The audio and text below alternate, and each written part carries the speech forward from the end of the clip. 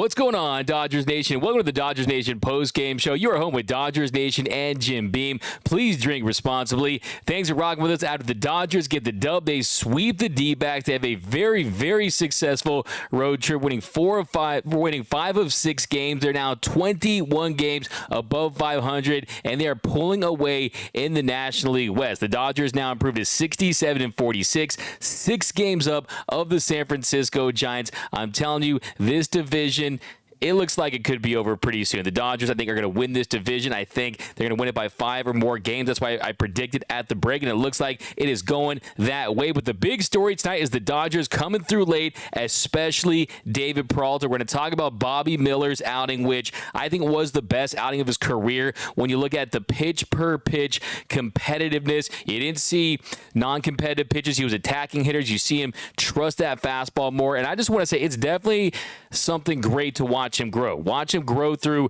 going from a guy who's the top pitching prospect in the organization to having a great start, a .78 ERA to start his big league career, then having some downs, having some big innings against him, having some innings where the wheels fall off, but he has really turned things around. He's just continued to just work through this process. I thought Bobby Miller was fantastic tonight. He goes 6+ innings, allowed no runs on 4 hits, had 4 strikeouts, 4 walks, had 7 whiffs. So not tons of swing and misses, not tons of punch outs, but he got them when he needed them. I was so impressed with him tonight. We're going to talk about his outing. But first, who is your player of the game? Who is your Dodger dog of the game? Let me guess. It's David Peralta,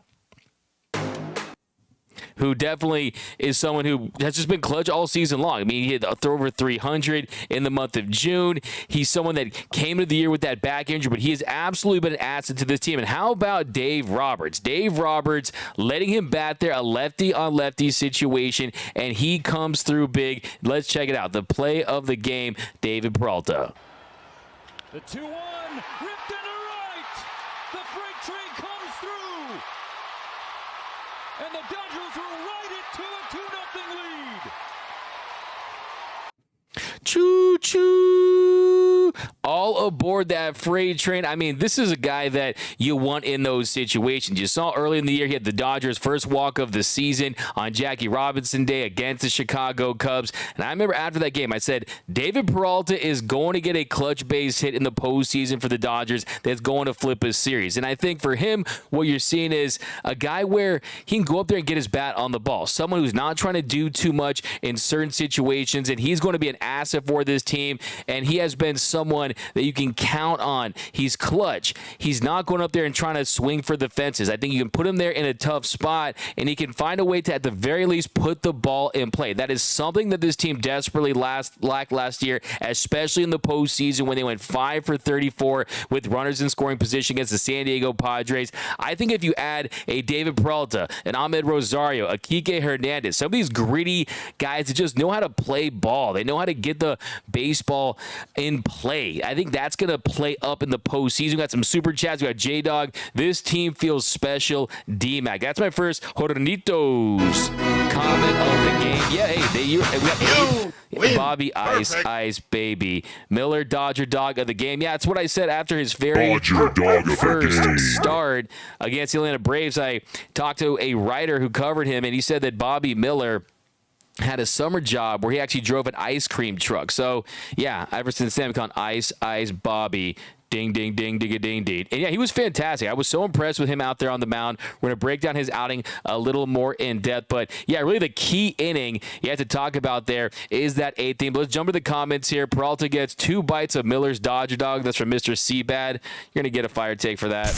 Joe Kelly has been money since we got him back. That's from Richard Arbizo. Yeah, how about Joe Kelly? He's nastier than ever. He's striking out batters at a higher clip than he ever has. I will say I do want to see Joe Kelly have a little more confidence in that fastball, right? I mean, you're talking about a 99-mile-per-hour fastball that he can play up in the zone. He can play down in the zone. You got that sinker, of course. We know how he likes to work it. But, yeah, you see him go to breaking stuff. And, look, you got to trust his pitch sequencing there. But I did think he did a great job tonight. And Joe Kelly continues to be an asset for this team. He continues to be someone that you can trust. And I think you can definitely add him to the circle of trust. I'm going to go ahead and add him to the circle of trust with Evan Phillips. He didn't have his greatest appearance last night, but he gets back on track tonight. I think you got Ryan Brazier, who has been a rock for this Dodgers bullpen ever since he gets the opportunity. And I think Brusdar Graterol deserves some credit, too. I think the Bazooka deserves credit as well. But I think Joe Kelly, he's been very, very impressive. No earned runs allowed, and I think the one, of course, against the Padres goes as a wild pitch. I mean, the ball was high, of course, and the Will Smith probably should have caught that there. But yeah, Joe Kelly, I mean, he comes in, he pitches the 8th, he walks Marte, and then he strikes out Gurriel on 3 pitches, 4-seam fastball, challenge him right down Broadway. That's what I want to see. The slider is nice. The knuckle curve is nice. But when you got that 4-seam fastball playing up as best as we've ever seen from Joe Kelly, I think that's what I want to see. And then he gets Walker swinging there on the 1-2 count slider. I mean, he's filthy. He's absolutely filthy. And then how about Pham grounding into that fielder's choice to second? I mean, gets soft contact as well. So Joe Kelly's looked confident. He's absolutely re-energized, reinvigorated. The JK17 Fight Club is back and open for business. So, yeah, I love that point, bringing up Joe Kelly. We got 199 from Bob Nightingale. Free Kevin Brown per sources. Yeah, it is an absolute travesty what is happening with Kevin Brown. We need all the super chat money is going to his bail. Okay, we'll go ahead and bail him out. I mean, as part of the broadcasting community, that is something that really just doesn't belong. I mean, it's 2023, okay? Who wants these vanilla broadcasters that don't have takes? I think that's one of the problems with play-by-play guys, where you don't really know their names a lot of times unless you're a hardcore fan like you guys and myself, because they don't really have takes. They can't have opinions. I mean, come on, what is this? All right. I mean, you can't have some legitimate objective analysis on your own team. I think the Baltimore Orioles are an embarrassment. They're an absolute joke for what they did to Kevin Brown. We got Shane Whitmer. Yo, D-Mac, what are your thoughts on Joe Kelly in the bullpen through the second half of the season? That's from Shane. Look, I think my thoughts are that you're finding more pieces. You do have an elite reliever that you can trust in Evan Phillips, but outside of that, not tons of proven commodities, right? I mean, Brusdar Graterol, you saw his limitations yesterday. Yes, the punch out is there occasionally, but the ball gets put in play against him. He's not someone that's going to strike out a ton of hitters. He's not going to get a ton of swing and miss.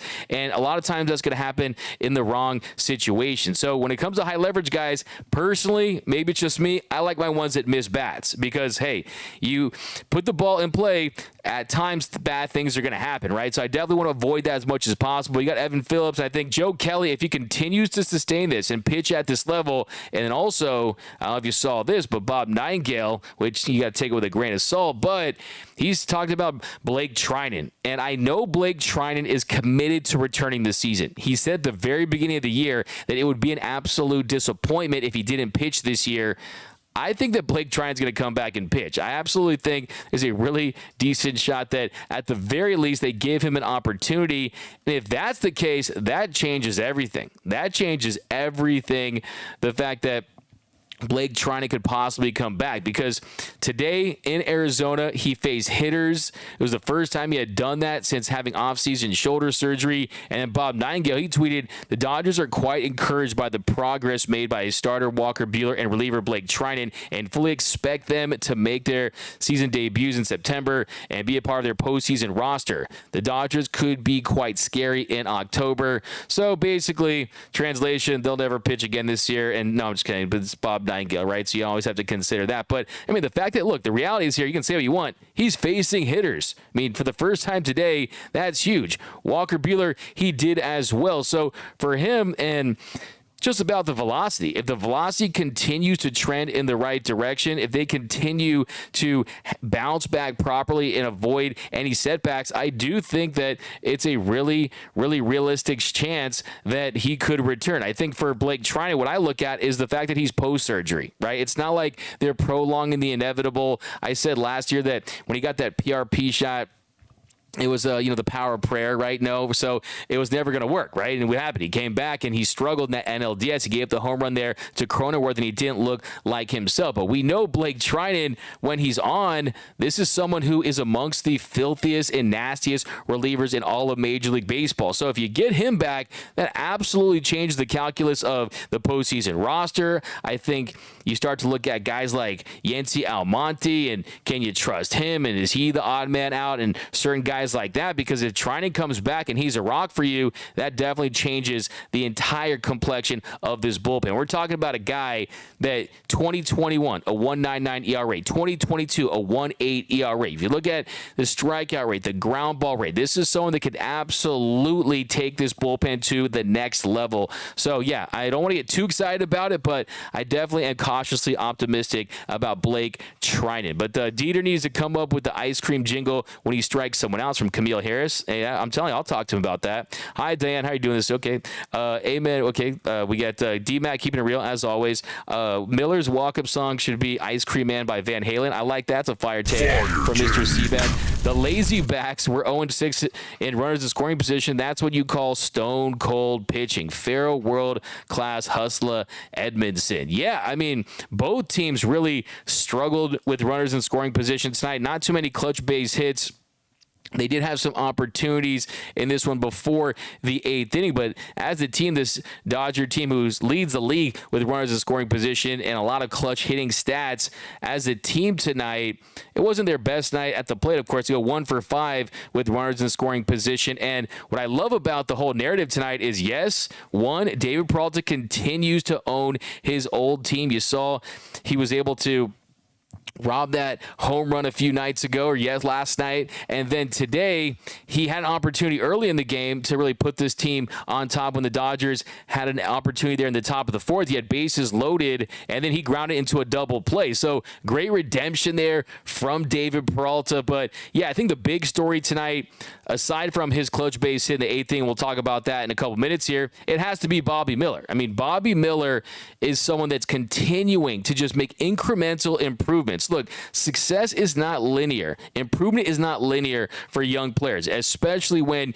you are thrusted into a situation earlier than expected in Bobby Miller. Look, this is someone who just continues to go out there each and every week and compete. And that, to me, is the most impressive thing about Bobby Miller, is he's an absolute competitor. You can see the fire in his eyes. You can see how he digs deep in certain situations. And that's what I love about this kid, because it hasn't been perfect. And look, I think if you look at his stuff plus and some of those advanced metrics, they'll tell you, like, he's above average in a lot of different categories, right? He has a arsenal of pitches where he commands 5 pitches, and you don't know what is going to be his best pitch on a particular night. And I think that's something that's so intriguing about him. But on top of that, he's going to have his setbacks, but I think he understands that this is part of the process, right? And I think that's something that's so impressive. You look at his start tonight, he gets out and, you had leadoff runners on. You were giving up base hits early. I mean, he struck out. I think the one that really comes to mind is his performance there in the 5th inning, where he was just absolutely, it was big balls Bobby out there, and his ability to get out of that one. I mean, he walks Herrera to lead off the inning, and he's ahead in the count. A 1-2 pitch. He misses with the slider badly. Glove side, misses with the changeup glove side, misses with the 4-seam fastball that really was kind of on the corner. By the way, I mean, Manny Gonzalez, you need to dust off that resume, get that LinkedIn ready, because you need to be absolutely, at the very least, fined, but possibly suspended for the rest of the season, maybe even for 2 years. I mean, that plate coverage was atrocious. The strikeout to Mookie Betts there in the 8th inning. I mean, come on now. They're in Arizona. Was it a Grand Canyon strike zone or something? I mean, that was just atrocious. So, yeah, that was bad. But we got some more comments here. We'll continue to break this down. We got Mike M. Miller is your Dodger dog of the game. We got Free Bush. That's Orlando. Faye Johnson. Dodgers are playing ball like they are on a mission. They have one thing on their mind: get to the playoffs. Miller stays locked in. He's showing that he's keeping a lid on his emotions. Faye Johnson. That's a fantastic point, because we've seen during certain stretches. I mean, the one that comes to mind at the top of my head was against the Giants at home when the Dodgers got swept in that series, where he really started to struggle. You got the bases loaded. I mean, you saw the grand slam he gave to Alex Bregman. You saw when he gave the home run to Lamont Wade. I mean, that's a frustration pitch. We've seen him not react well when he hits batters or has walks, and he just kind of grips it hard, just throws that curveball, kind of hangs it in the middle of the zone, and he gets punished. So I think there's a mental component to him too, where he just really needs to slow things down. I've talked to Bobby Miller. He talks about just taking a deep breath and just kind of letting the moment just settle down, because young pitchers, it tends to speed up for them, especially at this level. So I think you're definitely onto something. I think he can take a lot of confidence from the start he had tonight. This is the deepest start that he's ever made, and I love the fact that Dave Roberts gave him a longer leash, letting him go out there in the 7th inning to face a couple hitters and go ahead and just, hey, see what you can get out of him. Of course, he gave up that single to Thomas. Curveball, not the worst pitch. Then he walked Herrera on 5 pitches, and you start to see the velocity go down, that 4-seam fastball. So he has kind of ran out of gas towards the later parts of his starts. But, yeah, I still thought that was very impressive. But, yeah, the 5th inning right there, like I said, he walks Herrera, and then next batter, the 0-2 pitch, him down 0-2 in the count, and then Perdomo, he doubles to left. Really not a bad pitch either. I mean, he just kind of gets in on the hands on him. He just pokes into left field. It goes down the line. Not the worst pitch. It's not like he missed out over the plate or anything like that, but it goes as a double right there on that 4-seam fastball. And then next batter, Corbin Carroll, a battle of 2 rookies. And our guy, Bobby Miller, he wins. Advantage Miller. And I love that at-bat, too. I love the sequencing there, starting him off with the curveball, and then 100-mile-per-hour 4-seam fastball up in the zone for the first strike of the at-bat. So 3rd pitch, change up down the zone, makes it 1-2. 4th pitch of the at-bat, he misses badly there. Non-competitive pitch, a curveball. And the 5th pitch of the at-bat, slider. He gets him swinging a dirty, dirty slider. That's one of my big takeaways tonight, was his slider was absolutely filthy, and I think that's a pitch that he continues to gain more confidence in, and we know how the organization loves to utilize that pitch, especially with pitchers that have the talent level of Bobby Miller. And the next batter, he gets Marte to line to first. First pitch of the at-bat, that adrenaline was popping, man. That adrenaline was up for Bobby Miller, 101 miles per hour. I mean, hey, I don't know if he watches King of the Hill, but hey, Bobby, he had propane and propane accessories, right? Lots of propane there for Bobby. And then you still got runners on 2nd and 3rd, 2 outs, and then Gurriel Jr., great job getting right ahead in the count, goes with 2 sliders. Had him down 0-2. Then he misses with the slider down and in, trying to get him to chase. Then he fouls off 2 pitches. Then on the 6th pitch of the at-bat, they go down back to the well with another slider, and he gets him swinging to get out of the inning. So big balls, Bobby. And you saw him screaming at the glove. Lots of Walker Buehler vibes. What grade would you give Bobby Miller's start? I'm going to give him an A. All things considered, there's a Diamondbacks team that's desperate. There's a Diamondbacks team that continues to flail. They are absolutely tail spinning at the moment, just falling out of contention. They need this win the worst way, so it was a tough spot, and he goes out there scoreless, 6+ innings, pitches into the 7th, longest outing of his young career. Very impressive outing from Bobby big time. But we got another super chat from Nick. People concerned on Buehler only hitting 92, 93. He's still ramping up, and I believe he will sit 95 once he's there. That's from Nick over on YouTube. Yeah, I mean, I'm not concerned about the velocity with Walker Buehler. I mean, for him to be effective, I mean, you need him to be anywhere from 96, 97, 98, 99, 100 would be great. Vintage Walker Buehler when we saw butane cooking with gas back in 2018, but you don't necessarily need that for him to be effective, right? But you do need 95, 96, 97. 92, 93 is probably not going to cut it, but like I said, I'm not concerned about that. For me, I'm more concerned now about the feel. How does the baseball feel in his hand? Does he have the command? Because you talk to pitchers that have had Tommy John surgery.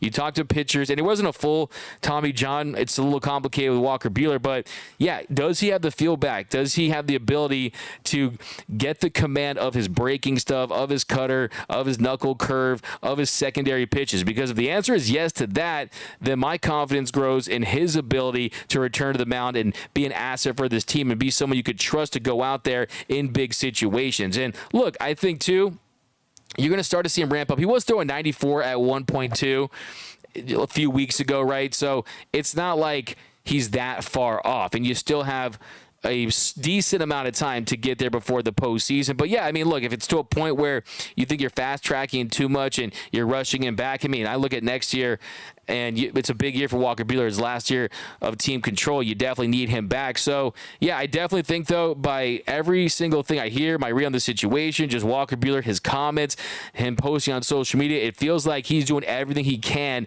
to get back to help this team in the postseason. And just think about that. You get a Walker Buehler back and a Blake Treinen back, okay? Those guys at their best are undeniably top 5 to 10 pitchers when it comes to relievers and starters. So, I mean, that would just be an incredible asset. I try not to think too much about it because it does feel like after what we've seen in years past about relying on guys returning from injuries, we've read that book, right? You've fooled me once, shame on me. Fool me twice, shame on you. No, fool me once, shame on you. Fool me twice, shame on me, right? So I don't want a situation like that.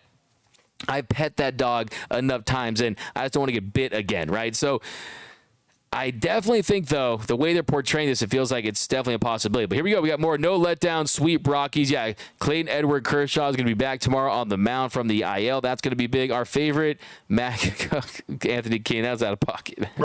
Mr. Seabat, if Vince Scully were alive, the Orioles would be removed from his X-Miss list from Mr. Seabat. That's a Hornitos comment of the game. Can't wait to see Buehler from Russell Burton. Marco Blake would be a definite X-Factor type of player. He is able to pitch in the postseason. This bullpen could really use him. What are the percentage chances that you think that he's going to return? Let me know down below.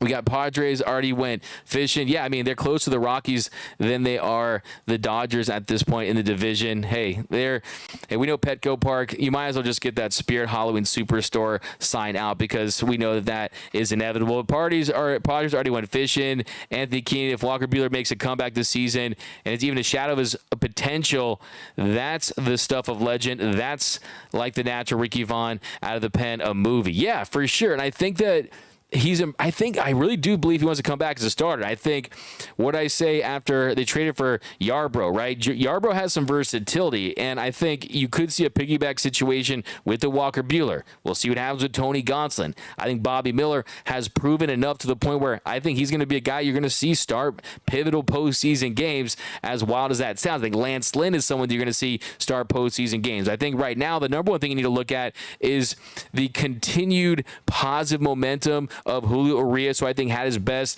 start of the season last night. Goes 6 innings. The fastball command is better. He's not missing out over the plate. You're seeing him work the top of the zone. He's keeping it low in the zone. I think that's the difference with Julio Urias. When his mechanics are in sync, he has the ability to command the baseball. He still is elite when it comes to fastball spin, so you're going to see him induce tons of soft contact. So I think he's just taking those positive steps in the right direction. So, yeah, to get your 2 horses in line and you have those reinforcements on the way, I'm definitely optimistic about it. We got good to see some posts here giving Dave Roberts some credit. He does more than just X's and O's. That's from Ray Barrios. Yeah, I mean, I will say I was very impressed with Dave Roberts. I think from a management standpoint tonight, Doc, you got to give him some credit. Dave Roberts really leaving Bobby Miller in the game, letting him go into the 7th, letting him have a longer leash. And then you got a David Peralta who he let him go up to the bat right there to a lefty-lefty matchup there in the 8th inning. So I was very impressed with that. So, yeah, let's talk about the 8th inning real quick there with David Peralta. So 2 outs. And first of all, I love that. I mean, you talk about the Terry Lavella, right? You look at the matchup between those two. Well, you got 2 outs. You got Kyle Nelson pitching to Freddie Freeman. Freddie's 3 for 4 lifetime, 1-0 pitch. He crushes the ground rule double, and that gets the Dodgers star in the inning. And then Will Smith, he was intentionally walked to set up the lefty-lefty. And then Max Muncy, this probably won't get talked about enough, but Max Muncy, got to give him a lot of credit. That was a really, really nice at-bat there. 7th pitch of the AB. He takes a slider low and away for ball 4 to load the bases.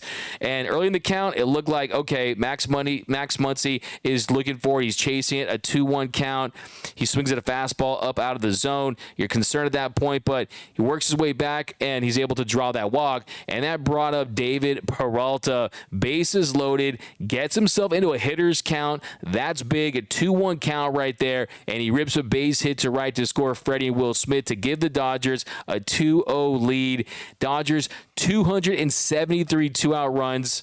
That leads all of Major League Baseball, and you just got to look at that at-bat right there. I mean, we've seen this team, and you guys know what I say, if you want the dub, you got to slug. Yes, if you look at the entire picture of a postseason, you're not going to win the World Series if you hit a bunch of singles and try to bunt your way on. You're not, okay? If you outslug your opponents in modern-day Major League Baseball, you win by an 80% clip, okay? So, yeah, that is why this Dodgers team, you don't see them steal too many bases because they don't want to give up outs, because the name of the game, the way to winning in baseball in 2023 is crooked number innings. It's the big inning. It's finding gaps. It's triples. It's leaving the yard. That's why this team, their record without hitting a home run is really bad. Their record when they hit a home run is really, really good, right? It's the disparity right there. Are they 2 home run reliant? Yes, that's true.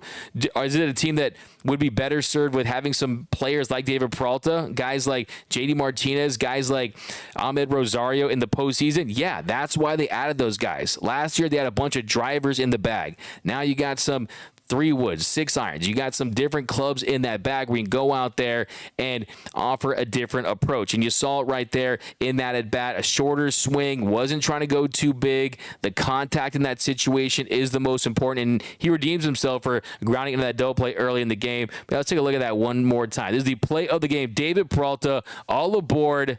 Got the freight train, baby. The 2-1. Beautiful piece of hitting right there. Fastball, outside corner.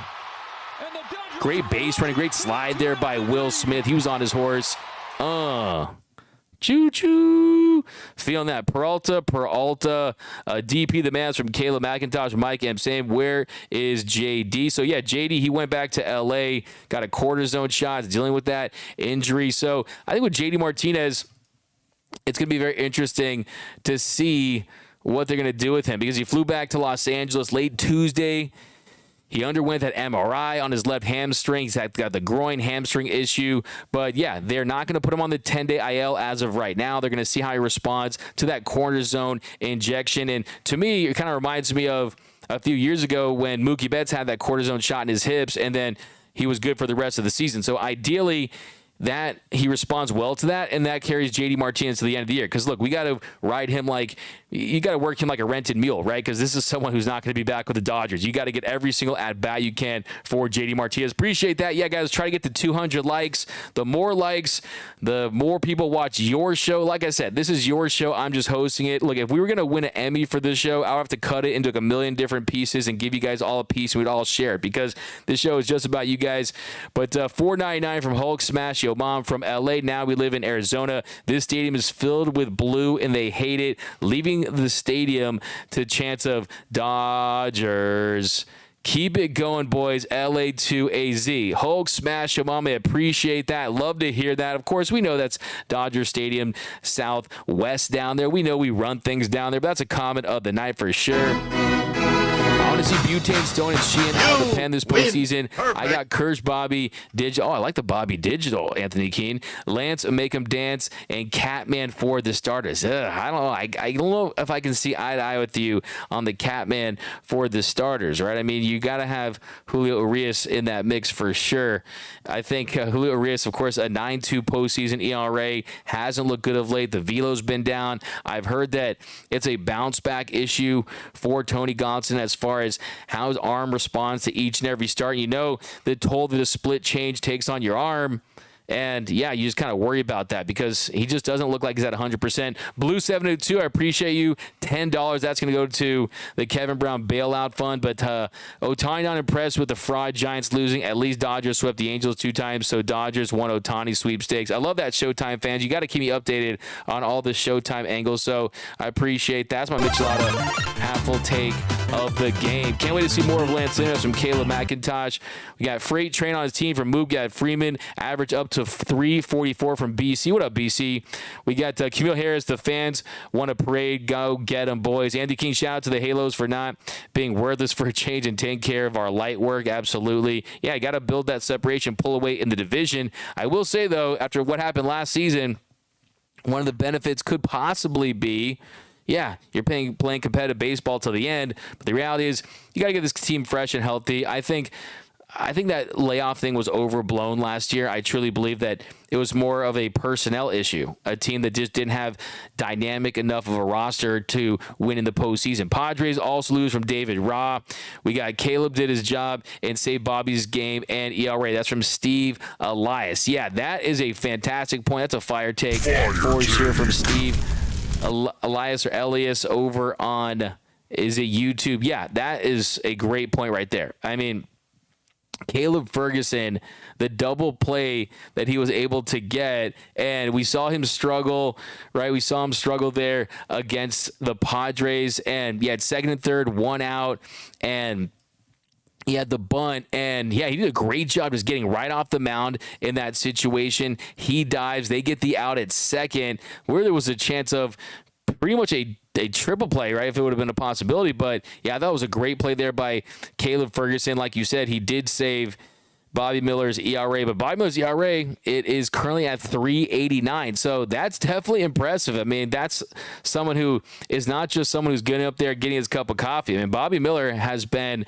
on this team really just making big starts for months now, and you love to see it, man. You love to see this organization go to their developed talent, their homegrown guys, and this tonight was his 13th start. Man, this summer has absolutely flown by, his 13th start, and yeah, tonight, he went into tonight's start with a 4.26 ERA in 63 and a third innings of work, and you lower that to sub-4. So you got to feel good about that if you're Bobby Miller. And like I said, fastball command was better for him. I think it's just about limiting the walks. I mean, 4 walks tonight. I mean, that's something that you need to clean up if you're Bobby Miller. And sometimes his stuff looks really, really good, but it's already when there's 2 or 3 balls in the count. They're already deep in the count. So for him, you just see him finish off guys on 1-2 counts when he has 2 strikes on him. And also, yeah, you got to limit those walks. And sometimes you'll see the occasional non-competitive pitch. But yeah, it was great to see Caleb Ferguson bounce back. That doesn't go unnoticed from me. I think that he's someone who, if you look at him versus Alex Vesia, I think when he's on, his stuff is going to play up more in the postseason. Vesia, 93-mile-per-hour fastball, does have that late life. It does have the electricity to it.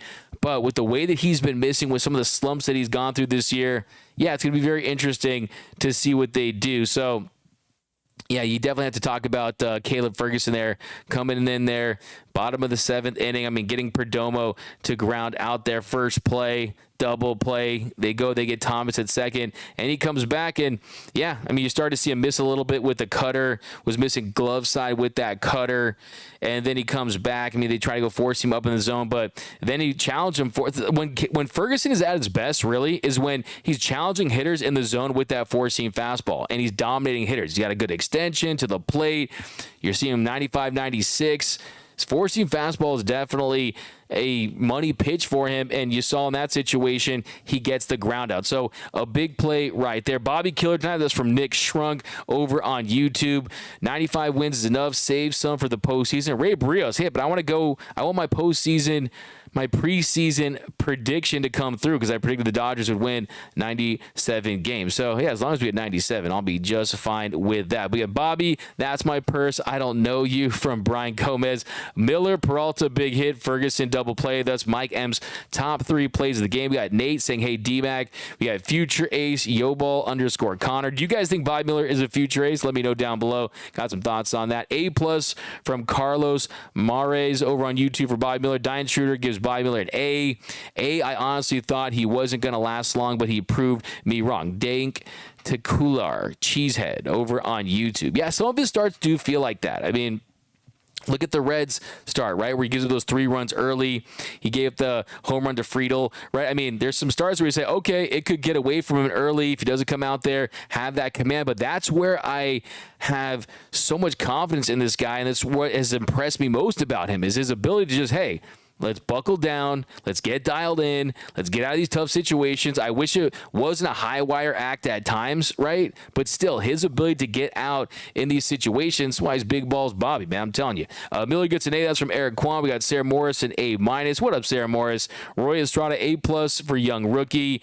Javier Salas, Freddie, 2 for 4 again. Javier Salas, look, this Freddie Freeman, we are not witnessing a generational hitter. This is someone who is literally one of the best hitters of all time, okay? One of the hitters of his generation, a guy whose approach is as consistent as you'll ever see.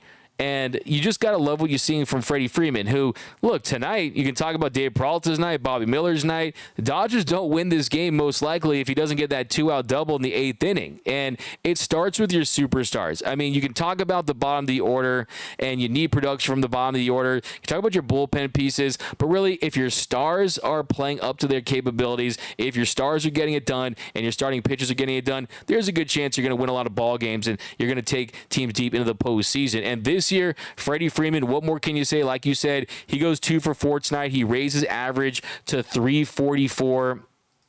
And Freddie Freeman is just on an absolute heater. I mean, this is a guy who is literally playing his best baseball as a Dodger, literally having his best baseball as a Dodger. One of my favorite things to tell Mets fans when it comes to Mike Piazza is Mike Piazza. Yeah, of course, we know his relationship with the Dodgers. We know the Dodgers, they absolutely lowballed him. I think I should just do a whole video on the Mike Piazza story because he should never left L.A. If he had the current ownership, he wouldn't have left L.A. But one thing you can feel good about is he did have his best years in L.A. He had his 1,070 OPS season in 1997. He had an OPS over 1,000 in 1995, a 185 OPS plus, had a 40 home run season with the Dodgers in 97. Also had a 40 home run season with the Mets. Isn't that kind of wild? He had a 40 home run in a 124 RBI season with the Mets and the Dodgers. That's a statistical oddity. But for someone who got picked in the 62nd round, there's that. But getting back to my point on Freddie Freeman, though, is you could say that too. If Freddie Freeman ends up in the Hall of Fame one day, which I think he's in the red zone, he hasn't punched his ticket, right? He's close. The Hall of Fame is extremely, extremely selective, especially for Major League Baseball. But he, I think, is going to be in the Hall of Fame one day. And if he goes in as a Brave, you can say, hey, he had his best years with the Dodgers. Because if you look at it from the beginning of last season up until now, his weighted runs created plus is right there with Shohei Ohtani. That's how good he's been. And you look at Luis Ariz, who, sure, a 369 batting average, cool, fine, great. But give me 344 with an OPS over 1,000. I will take that all day, every day, okay? So, yeah, and he leads the league in so many different categories. And right now, Freddie Freeman, he's second in Major League Baseball in OPS, and he's in front of Ronald Acuna Jr. Acuna is hitting 341. So, look, we definitely have a MVP race on our hands. We know from a stolen bases standpoint, that is the category where Acuna dominates. He has 53 stolen bags this year. But hey, Freddie Freeman, he's looking like Ricky Henderson out there on the base pass this year, leading his team in stolen bases. But hey, D-Mac, let's go down below the comment section here. We got the Ohtani ERA down to 3.17. That's from BC. The stupid team with 20 uniforms, Cyclops. Yeah, Miller into the 7th was key from Nick Shrunk. Yeah, absolutely. I mean, these guys need to go deeper into games. And that's just the reality, and I hope that's a trend we see continue. I don't want to see a Tyler Anderson situation. If guys are effective, and I think it was a good pull by Dave Roberts. The velocity was down. You started to see him miss. He was getting a little sloppy with his mechanics, so I think that was a good pull by Dave Roberts. But just to show your young pitcher, a pitcher that this organization is heavily invested in. This is a bell cow, right? This is a blue chip stock for this organization. They have a lot invested in Bobby Miller. They want him to be a frontline starter for this team one day. There's a reason why they didn't try to get Dylan Cease, because if you offer Bobby Miller for Dylan Cease, maybe you get him. If you offer Bobby Miller for Nolan Arenado in the package, maybe there's a chance you get him, right? But they did not shop him. And that tells you everything you need to know about how this organization feels about Bobby Big Time. But did you think Freddie Freeman, here we go, David Sabatini. Do you think Freddie Freeman can catch Acuna for the MVP D-Mag? David Sabatini out in New York? I absolutely do. I think that there's still a lot of baseball left to be played. I think the fact that the Dodgers have picked it up in the standings, and it's not like they're a wild card team. I mean, this Dodgers team, they're not going to take a backseat to anyone, right? I mean, they're going to win their division.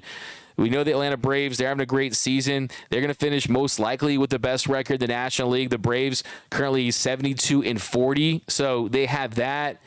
The Dodgers, though, 67-46. So if Freddie has a really, really great finish and Acuna goes into a little bit of a slump, if you're looking at the numbers there, I really think it's closer than you realize. Like I always say, it's like looking in that mirror in your car, objects appear closer than they appear. I think that is the situation with a Fredericks of Hollywood, as my boy Anthony Keene likes to call him. And if you look at their WAR, if you look at their F-WAR heading into tonight, Acuna Jr. had a 6.2 F-WAR. Freddie Freeman right there at 6. If you look at weighted runs created plus, Freddie Freeman a 173, Acuna Jr. at 170. So also home run totals. People say, oh, Freddie's not a big home run guy, right? I mean, if you look at Freddie's career this year, he's got 23 bombs.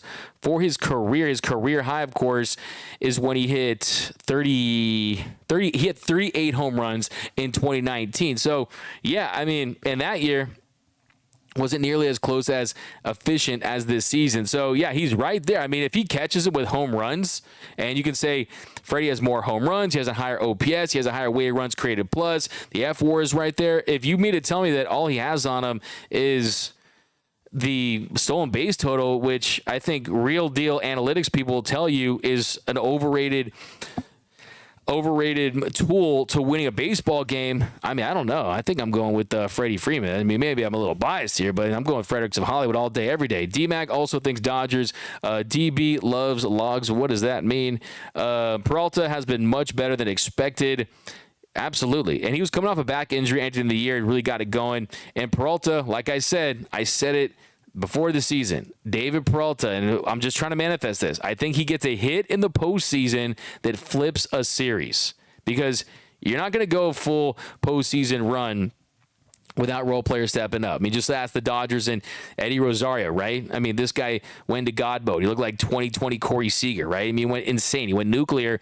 You need these guys to step up. The stars can't carry you completely, and I just think that he has a knack for the big hit. And like you said, he's been better than a lot of people expect on a $6.5 million one-year deal. He's a veteran, right? A veteran on a one-year deal, but he's hitting .316 for this month. Last month, he hits .275, but before that, I mean, he's hitting .365 in the month of June, and then hit .295 in the month of May. So, yeah, he got off to a really slow start. So don't look at his numbers as a whole. He still looks like a below-average hitter when you look at his overall numbers, but, man, he got off to a really, really slow start. It hit 136th in the month of April, and he was still working his way back from that back injury. Austin Barnes playing tomorrow. Expect 0 for 4 from Nando.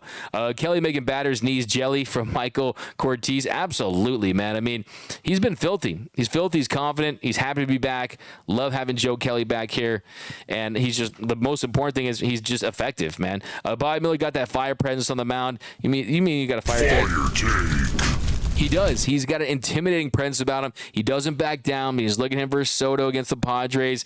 And, yeah, Bobby Miller deserves a lot of credit for this team's success. He really does, because he stepped up at a time when they were desperate for starting pitching. Gavin Stone, all the hype heading into the season. I think Gavin Stone, of course, if you're paying attention to what's happening at the minor league level, he's turned things around. He's trending in the right direction, but he didn't work out early on. Ryan Pepio, he was injured. Michael Grove, worst ERA in Dodgers history for a starter. Noah Syndergaard, Thor was a thud. Happy he's out of Los Angeles. We're free of that nightmare, right? Bobby Miller, he stepped up when they needed him the most. So, yeah, that cannot be emphasized enough. But 9.2 postseason ERA for the Catman. That's only one run per inning. That's from Ray Barrios. Trey is all about Trey Gree. Okay, BM the PM, we got the Dodgers decade of the top record in baseball. Yeah, absolutely. I mean, we know that. They have the formula. I mean, they have the recipe to win the regular season. We know that, but we want to see them cook up that meal in the postseason where you're winning the World Series. But the Gree, Diaz, they're all hanging out. We got the 999 from Victor Cervantes. Appreciate you to comment on the game. D-Mac, do a shoey to honor Miller's performance, Mr. Seabad. Hey, no shoey tonight, man, because I'm pretty much no shoey tonight. Maybe tomorrow. We'll see about that. We'll see. Plus, I have no beer, actually. I don't have any water. I'm actually, my mouth's pretty dry right now. Anthony King, Bob Diesel is most definitely an ace. I get the impression that he wants the ball when the lights are bright. Mamba mentality all day. That's from Anthony King. That's a fire take. How about Doc letting Peralta get that second chance with the bases loaded? Victor, yeah, we talked about that earlier and give Doc a lot of credit. I think he did a really nice job managing the bullpen, going to Ferguson when he did. Going to Peralta in that spot, trusting the lefty-lefty matchup. Because, look, he knows, here's the thing. Dave will trust you if he knows you're going to get your bat on the ball and you're going to put the ball in play. And I think that Peralta has absolutely earned his trust. I think, too, James Outman, to a degree, if you look at his numbers versus lefties, they're solid. I mean, they're pretty solid. The slug isn't there, but the contact is there. So, yeah, how about that? D-Mac, bro, Piazza is an open wound that has not healed to this day. It's so painful. Anthony King, yeah, oh, amen, man. Shohei Ohtani is a future Dodger from Justin Kim 2000. Ric Flair, woo! That's from Montclair. Freddie will be a Hall of Famer and pass Acuna for MVP. Love that take. That's a fire take from Steve Elias over on YouTube. Future Dodgers, Ohtani. Yeah, I think he's a comfortable... I would give him like a 85% chance of being in the Hall of Fame right now, for sure. Acuna MVP to lose from Showtime fans. Yeah, the thing you need to know about the MVP, too, is it's a very narrative-based award. And a lot of these writers, I mean, they're covering their own teams. They're in the weeds with stuff they have to cover. And really, it's been a Ronald Acuna show all year round, and you say, oh, he's the best player on the best team. He's young. Let's give him that award. Freddie has that MVP in 2020, but I do think that the momentum will continue to build if Freddie continues on this success. And like I said, I mean, if I'm a voter, I'm look at the OPS, look at the batting average, look at the WAR. It's so close. I mean, yeah, I mean, of course, if Shohei Ohtani was in this league, I wouldn't be having this conversation, but it is razor thin. And also, too, I wouldn't count out Mookie Betts. I mean, look, Mookie Betts is still having himself one hell of a season. If he has an extremely strong finish and he catches fire, you're looking at a Mookie Betts that has 31 home runs, right? So if he hits a career high in bombs, I wouldn't be surprised to see them split votes, too. That's another thing that you consider. Well, Mookie Betts and Freddie split votes, and does that give Ron Acuna Jr. the edge? But yeah, no, Mookie, I mean, he's been phenomenal himself. I mean, coming off a year last year, we had a career high 35 bombs, already has 31 in 108 games. So yeah, Acuna will win because of steals, unfortunately, from Cesar. I think you're probably right. D-Mac, would you take it? Would it take, in your opinion, for Freddie Freeman to retire as a Dodger? I think there's a pretty strong chance that he retires as a Dodger. I mean, it depends if he wants to kind of go the farewell tour back with the Braves. He wants to go that route. I think he's someone that's going to age well as far as his swing. I think at the first base position, his defensive metrics have sort of gone down. There's no denying that. But I still think that his swing and his approach, all fields approach, not trying to slug, just trying to hit the ball hard and good things happen for him, I think there's a pretty decent chance. And look, I mean, you talk about that deal. It was a 6-year, $162 million deal, and that takes him through his age 37 season, which would be in 2027. So, yeah, I mean, at that age, I mean, look what Justin Turner got.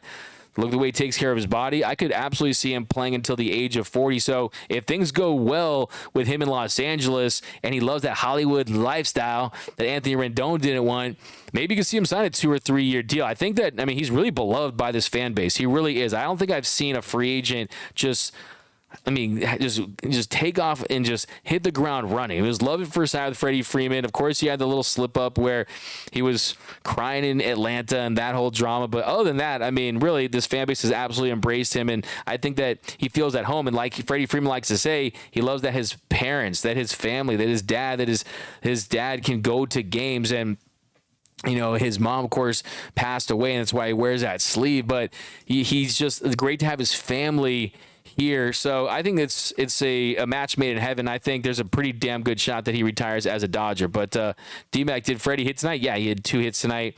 That is from Lucas. Oh, actually, no, that was from, I think I lost your comment. Mitchell Hopkins. How about the Padres losing again today? 4 straight L's and now 13 games behind the Dodgers. Yeah, the Padres, hey, they're the Sadres. They're the Fraudres. I hope that you're happy about your division NLDS championship parade, whatever you want to call it. I mean, are they going to get a banner for that? Are they going to get a trophy for that? Because, look, to this day, the Padres trophy case is emptier than the toilet paper aisle at the beginning of COVID, right? It is empty. So, hey, I hope you enjoyed it. But the Dodgers showed that, hey, we're not going to worry about that. They bounced back the right way. And to me, that team's going to go down as one of the most disappointing teams ever. I'm getting Dwight Howard, Steve Nash, Kobe Bryant, that team vibes, right?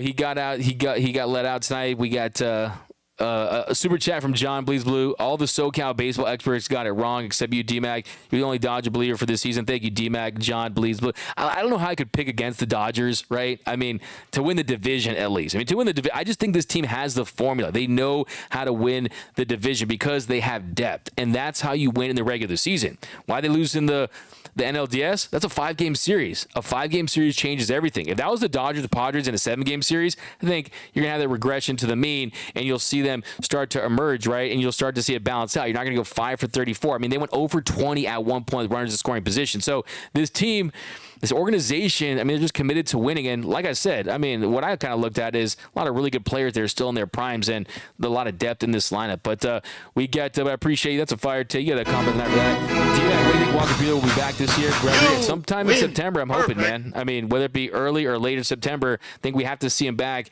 and getting a couple significant starts, wherever it may be, to really consider this realistically, because you can't just throw him there in the postseason in a big game, especially in a short series. That to me is very dangerous. But that's going to do it for this episode of the Dodger Nation Postgame Show. Really appreciate you guys always rocking with us. Be sure to hit that like button, hit that notification bell, hit that subscribe button. We are giving away that $350 Mookie Betts authentic jersey. First of many giveaways we're doing. And guess what? If you are subscribed to the channel, you will be entered to win. That's all you need to do.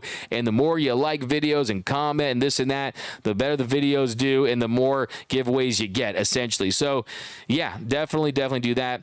But Angel will talk about tomorrow. Keep Doug cooking. Keep thanks to Esteban. We got hard to follow Rick Honeycutt. I love Rick Honeycutt, by the way. But Mario, did I promise you? Mario, I don't know if I think we had someone sent to you, but hit me up in my DMs, Mario, and we'll work something out for you. I promise, man. Definitely. But thanks again, guys, for joining us on the Dodger Nation Post Game Show. Appreciate you guys as always. Remember, it doesn't bring us together quite like Dodger baseball. And until next time, think blue, bleed blue, and I'm out.